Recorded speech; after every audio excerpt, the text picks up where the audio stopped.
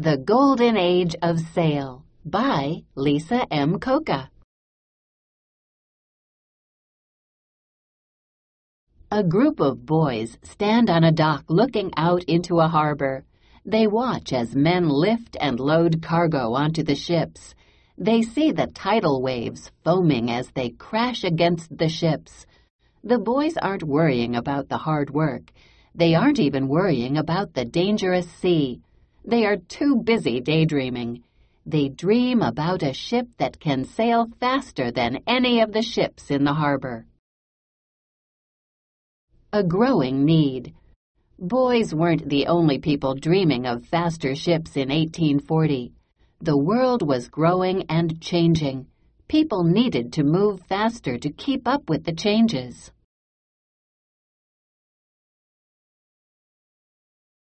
America was rich in natural resources. Great forests covered much of the land. They provided lumber for many uses. People needed wood to build houses, furniture, and ships. Rich soil also covered much of the land. This made it possible for farmers to grow large crops. Farmers grew food and cash crops such as cotton and tobacco. Metals and minerals such as salt were also important resources.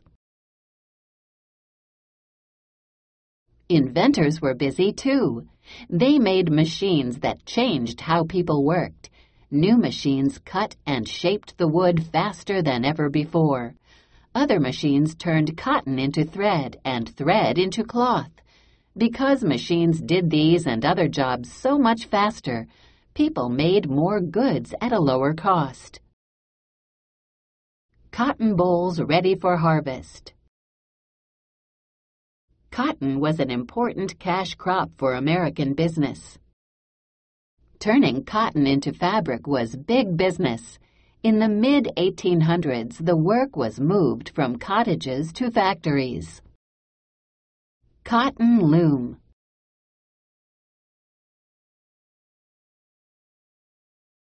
More goods meant a need for more customers. There was no shortage of markets in the world. Pioneers had moved as far west as California. The new towns meant new markets for the goods. America also had many resources other countries did not have. Americans used those resources and new or improved machines to make goods faster and for less money. This opened more markets around the world to American goods. Many people moved to California before the gold rush began. The spread of markets around the world created new challenges. How could people move goods to the customers? New roads and trains helped, but did not solve the problem. Wagons moved slowly in good weather, and not at all in many poor weather conditions. Trains could only go where there were tracks. An ocean divided America from its markets in Europe. Ships were the answer to the problem. Clippers. People were growing and making more goods. The cost of shipping those goods was also rising. Sea captains knew the quicker they safely delivered goods, the more trips they could take and the more money they could make. The speed that early cargo ships could make was betrayed by their broad width. Clipper ships sailed faster because the front of the ship was narrower. This allowed it to cut through the water more quickly. Unfortunately, the new shape left less room for cargo. The golden age of sail was also the golden age of piracy. Sea captains needed to keep their crew and cargo safe by sailing faster than the pirate ships. Yankee clippers. How could a shipbuilder use the speed of a clipper to move goods? This question haunted a man named Nat Palmer. Nat had a yearning for the sea from a young age. He was still a teenager when he first became captain of a ship. Like many young men in the mid-1800s, Nat had a need for speed. He had seen many of the long, narrow boats often used by fishermen in New England. This gave him an idea for a ship that used the V-shaped bottom of the clippers in a new way. Nat needed help to make the idea a reality. He was not an architect, nor was he a shipbuilder. On top of that, building a ship cost a great deal of money. Nat was not a rich man.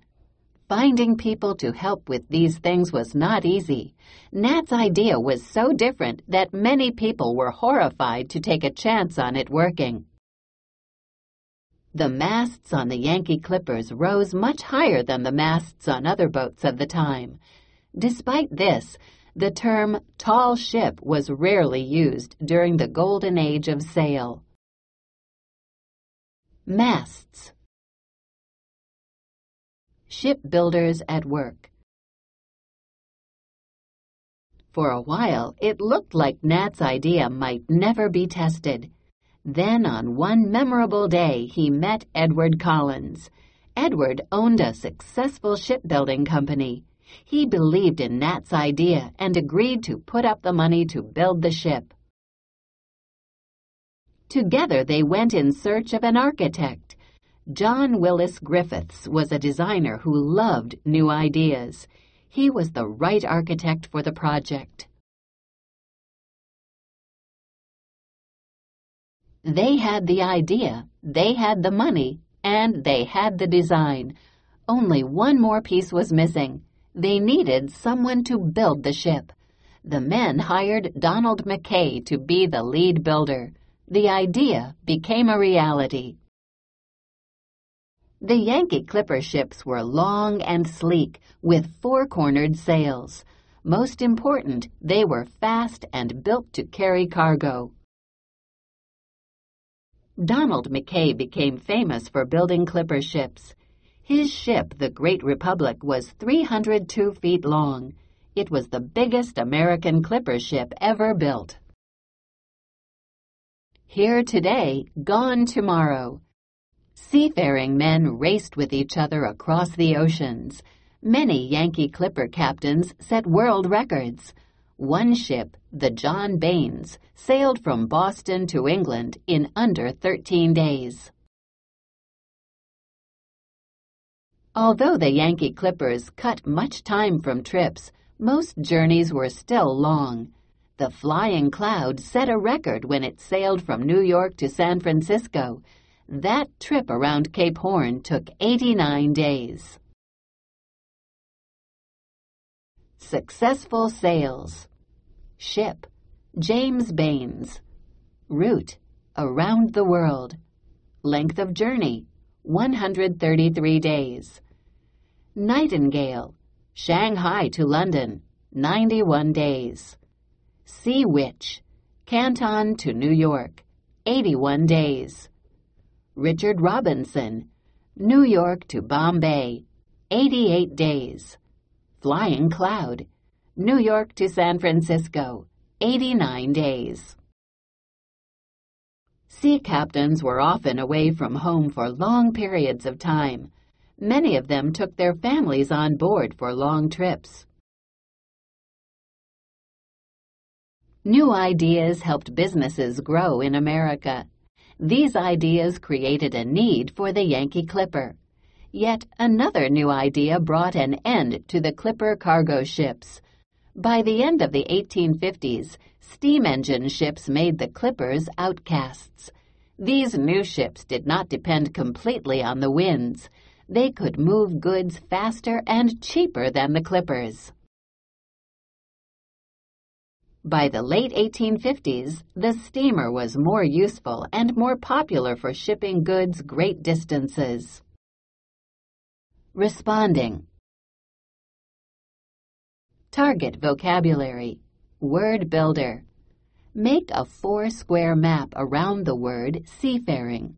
What words would you use to describe a seafarer? Copy the graphic below and add more words. Write about it. Text to self.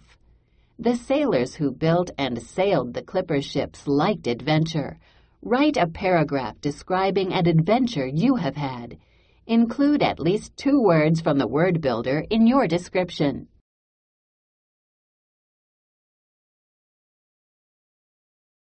Target vocabulary: betrayed, condition, foaming, horrified, memorable, outcast, seafaring, shortage, tidal, yearning.